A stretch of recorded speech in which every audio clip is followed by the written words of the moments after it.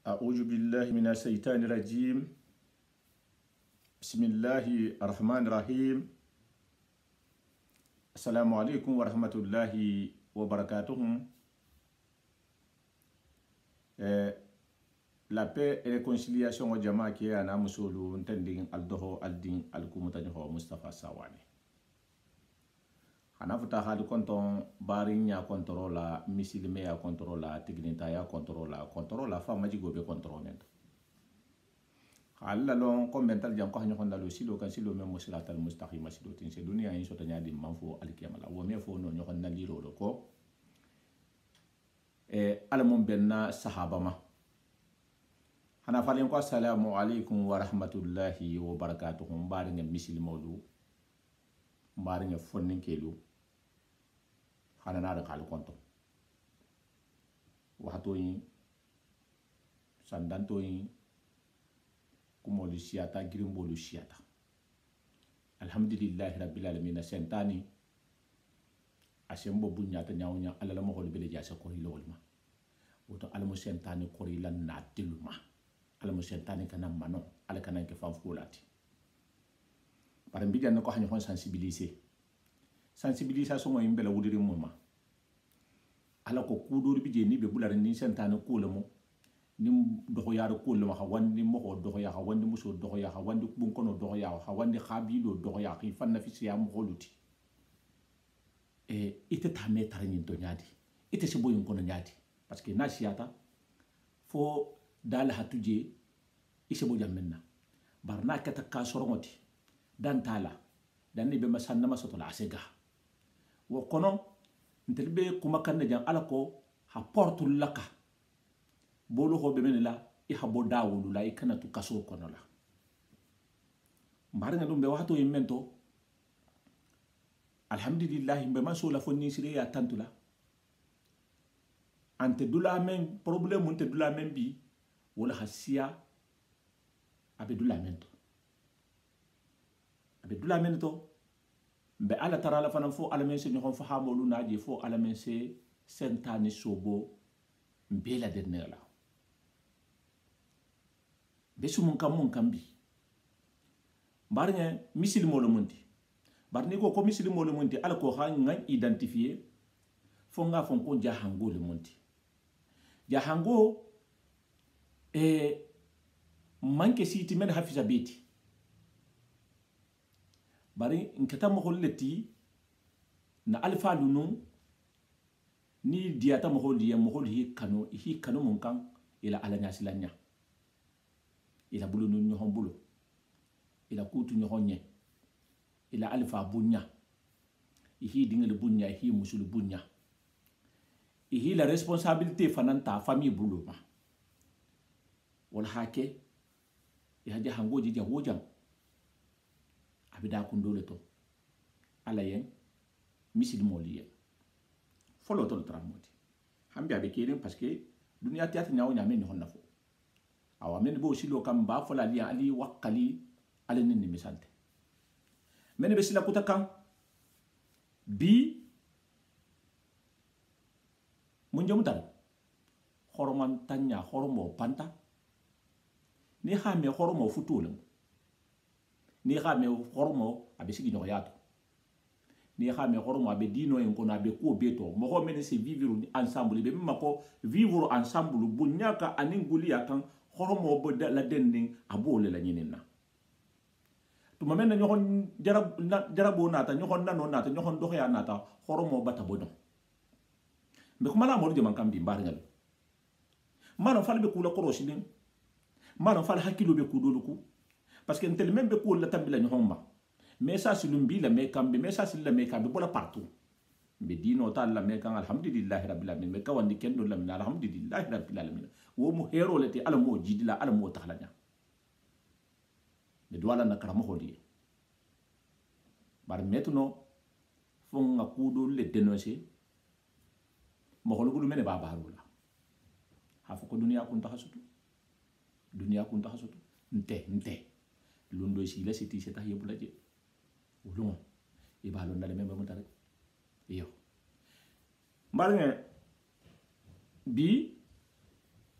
danse men be kelen bi be kuma ke lu kan be kuma muso lu kan ala ko meni ba da ko ngoto nte jam ko xam ko doya ala ma ken taboti bar mbe janne ha dol hakilu la parce que mo dol se ku dol fole se ku bara dol ke sa tara te bala waxtu o mento sentane bulu ou bien ama ketanati bar sa tara te bota mento ala alifalu ana lu mama lu wolu man bara nya si fawleke wala hi la jido lu baraka wala hi dinga lu baraka wala hi la baraka du la kila sigolu to bi ise muso de didi muso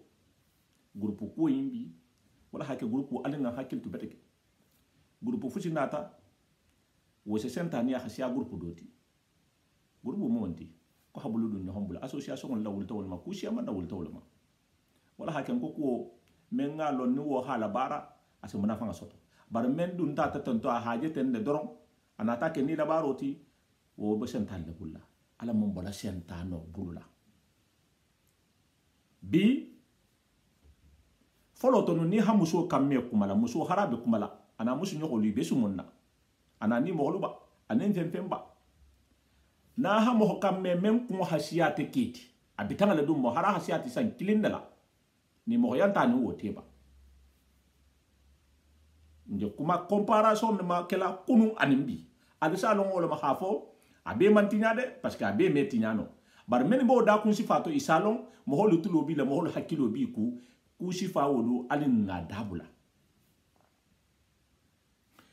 isa muso leje foloto abita mo men ngo hasiya akedi abe kuma la nyawonya na ha bitanke na toje aside sekh e kombitanke ou bien na te maje ni mo haje hakke bebe khoromo nyim bebo kono dinninke ba beba kono na te maje do salon ha faje kuma men fo kanten na ha bitanke man kan ka kumo yimme malo bulu la horomo bulu ma do safa ki bitanke beta nako ki bitanke be nan ko sekko asasi gala horomo la yoti hayita mbe majigede nyin dohole ku mbitanga le mwinte horomo le ben nyin tema sakko wo baba sakko wo na muso wole jotinu ame kuma ha kangala ila se kuma be gullo le no na ha bitanga horoma mo hoyinu na kamme na hiji jamme ate da beta balanno imi ajabe kuma fola aside sek folo to le mode bi wo mo ho do be kele nka bente de mbe precision le ke kan kulu la ala ko mo lo ha long men ntulube kuma kan alla ala ko musu sobelu musu kendolu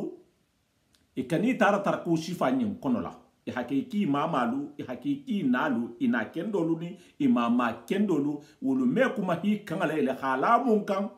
njo ko do le kan hanyo hon bunya hanyo hon horoma ani mbi ni muso kumata kan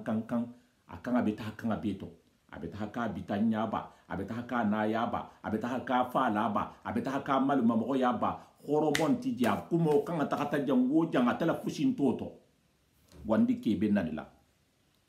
wandi musuku talibe nadila musuku talibe dogo yala ke ku talibe dogo yala mbe minto horomodu ite muso ite membe bara nya sifa wula nim folo telemo muso hi banno bema ha simalu adono se lakum nim kuma kan do boto budula wallahi wo so nya gale wo contrôle le ke kambi ate musu kilimo fana hakilo nya tayna ado bije adin muso sikita menkum obi adin ke ha muso menta wola tela kuma kan adolu me wo do ni fushintaku horomodu satara dinge fanga do bije wo wi maludum hasiyateti satara bita musu do bije membe sigira dinki kun wola malu hasiyate la maloti ala fushintato hakuma tentum bare muso ni te daji golo mote atuji ku kendente mo ma ko muso me kuma ni hafo sa ko ba muso lu liberté manu nga liberté ke futi kabiri muslime ay nata lu menna muso ne mambula kasola muso na la liberté le mo fona ben take kurngoti fona ben take kurngoti menara o ke kurngolo bananka wala hake bi muso daji go man nyala ku fuyi manni abe ke men kun ko fo ha bunya ha gulya ko fo ha mutaki ko me se khoro muso lu mutanya menna bo be kan nyadi ifanga khoroma muta bo ko bi khoroma lale ifanga khoroma muta ike bi khoroma lale ni hi khoroma ta ibitanga bi khoroma lale ni hi khoroma muta isigi nyoko ni khabi do be bi khoroma lale bari me au contraire ke ki ho soto nyawo labi nyabe kela a contraire le muindi men ngalo hafo adoho la muso adoho la muso ubi adinga la muso ene wol be siti kilingo no be asigi ni boyda adinga la muso tulubala be kuma kan fola abe musu do dohoyala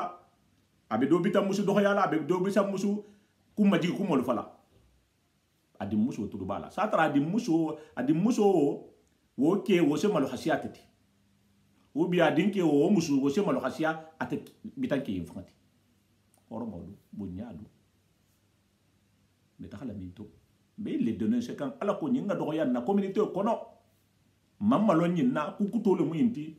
ala ko men mi taya bulato musu kendolu nin ke kendolu hakuma tanante bar hakumo ala hajigo fo bar hawandi ke doya hawandi ke badu doya ubi hike ha fo kibe mano insha fu nyawonya horomodu bunyadu guliyadu bi isa jele na hakili madu dobe groupe janna mbeto o dija me bang abe keri ne bi fam praw dobe groupe janna dobe groupe do janna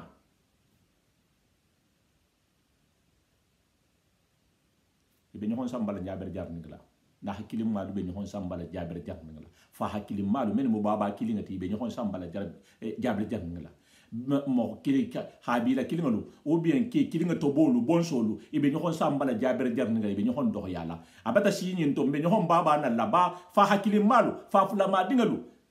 ke kili ngato bolu ibe ñohon baba do yala ibe ñohon ba abi sentane manya se ne kila inya hata hum fang ha fo konje mfang le fa nan la nyem fanga le bemba nalla nyem fanga le bemba do yalla nyem fanga la bum kono do yalla hakke sentani bata fanto Allahu akbar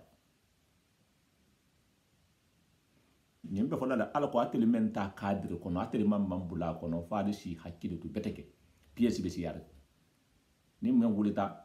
ni men nga groupe do fenge wo safo ntelle be jang den men nata groupe ko tanata wala sentani ya se siya groupe folo men fanga tarambiji ni groupe do to benta ni wo nata ko tala sala wo ta se siya do de tati to ba men na mo holu be wandi ke balu kilili ito holula ki dohya ibe ke men dohya la din tigolem bitan tigolem iba ngay bolu fala iba kuma kan kurungul folama ite mo kuta benalati ise mo ho sensibiliser le hakulu dénoncer mo ho hadaji go ja fa ato par ni ha mo ho kili i halat jarabi i hadaji go kotol fo daji go te fondo tetalati bar mo ho bele jebi ma wo fa ngalo do bi je i hakku tambita ku siama nato ku kurun siama nato babi alhamdulillah bati fanna sagi alama ni te nata fo bi ko la ku koto ibo le kala gitar ta ha don kilo da koto ala ko ha tinya mo hol yen ite bi ta défense kutale la ite bi la vansanse kutale la mais onin kuto be ngante kilinde de onin kuto be ngante kilinde de mbar ngal mo fana mboka horoman tanya dole fana mu yinti bi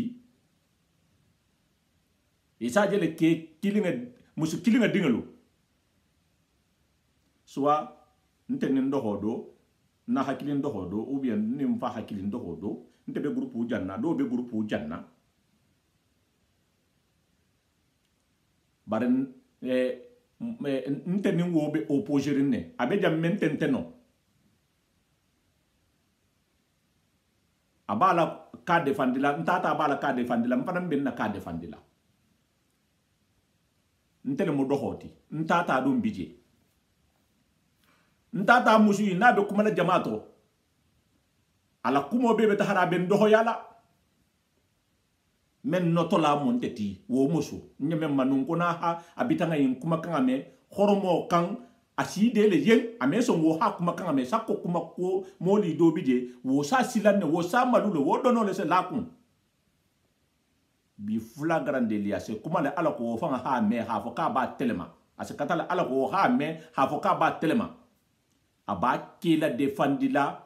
abita musuma abitan kema ubi abita musuma ha ke defandi horomo dum bu nyaadi be mun nafa sala be mun defandi la tu mo menna ite ke lumu fa hakilinga leti ubu yam bun kono kilinga leti khabila kilinga lemu ite bi ke le defandi la bi ke la ku kendo le fola ibitan ke dum be do le to imi sabar wo mu ku balati do bi beta bitantigi ila kunti la bitantigi ya wolto ha fo ndinga beta keta o bien ndim muso beta sigi ke lato wol bebe kamela la habi do be kamela la bunko no be kamela le ntano be na melale beta do moto sentane beta mano a'udhu billahi minash shaitanir rajim bismillahir rahmanir rahim bari a'udhu billahi minash shaitanir rajim bismillahir rahmanir rahim astaghfirullah ame kuke amuko mala asentani ma wosi borle par na hemme bara mo ma membe dansere la beto ni haje ko non sentane hi dum mo khoto wole be dansere li hasia sentane fangati adole jinti donc ni nga comparaison ke par rapport à folota nimbi adu asia mambi jembe kuma kan kombe foloto ko la fasala ite membe foloto ko la fasala ibo contrôle kala mo ko se ba sabanyadi ni mo wasi do bula asima saba mudi hama mudaria ha dialogue ha kumaye ha sensibiliser ha kili sutroto aussi ente kerimbi ni do wudi ta ko fa hado la jarabe parce que mon nan ni te groupe kilinto bi mo be kiri ha bi do la fasa ko fo be hakke ko fo ntele ha bi lo be commandé nde men fala di réalité le mo ala ko ngam hakkilitu nonuko ha bunko no la fasa ala ko ntele la bunko no be halo ha fo ntele la bunko no ha kam fiche yala be la bunko no ti woni be mutalim bi bari se mo holle mano sentana hamene mano mo so be dun te dun no kan ala kono mo so be di be dun la silale kan silo me mo siratal mustaqima silote ala nya silam nya silo hakuma moholiye ko bebe fo be halon kontele baba hafisa baba biti ko fo be halon kontele bemba hafisa bemba biti ala kunte ala ko mohoni moho sa soto nyohon na woto dondi bar fan defandi anim fan na faso anim bunkono la faso anim kabila la faso anim bayin na faso anim tata la faso be ñohon guruja kam wole labi ha ñohon guruja ha den bendeya ñin kumo ñin bese volé ime ala kume ime kila kume ni tata ala kume e tata kila kume a jegandi hala saha abe kumen defandela ala ko na tala wole kam wo manke priorité ta ay kumen defandela wala mu priorité barasena ala ko fo ko la len kila ko sena wo ko la ala ko mo fahamu barka sala woto ala mo bala sentano ala mo sentano la korila horomo banta horomo adu awa bar ke mana muswante ko mo jandala nyin ne bi xanana na xa faliye résumé mo monti mom be kerim bi muso lese kuma bi duniya bi tudo bala be wandi ke doyala abe musu kuta doyala abe habila kuta doyala abe bunkuta doyala abe kudo defandela atela intérêt be mento anatala groupe intérieur be mento bar horomo abata wotuje mo holo tudu bala abata ina abitan ku abata ina adim musuku abata ina adinke la musuku abata ina adinke adim musuki ku a horoma ku be anim menite ma kuma wahato nyim fanga ta hakkilin to siku afoko mo hol be name kanne wol senan namele kumo te tanati bar kumo wahato le bala kumo fonya le bala kumo fodula le bala musikendolo alkanenke mbar musikendolo alkanenke mbar musulu fana meni ba da kumoto alal kuma nyama fadi al hadaji go nyimbula de nyin tali muna fanna de nyin tali muna fanna akimalu ali wandi musulu bunya ali hikuliya ali halifanga bunya ali halifanga horoma kuma nyato kibarato halon ko ite men je kumala di muso bi bulu abata hakilato ibitan ke tulu bila ite men je kumala ko dinke men bi bulu aha muso ta wo muso wo tulo bila ou bien dinke men bi bulu na ha muso ta wo muso tulo bila ou bien di muso men bulu na ta hakilato wo ke tulo bila bitangal tulo bila mohol tulo bila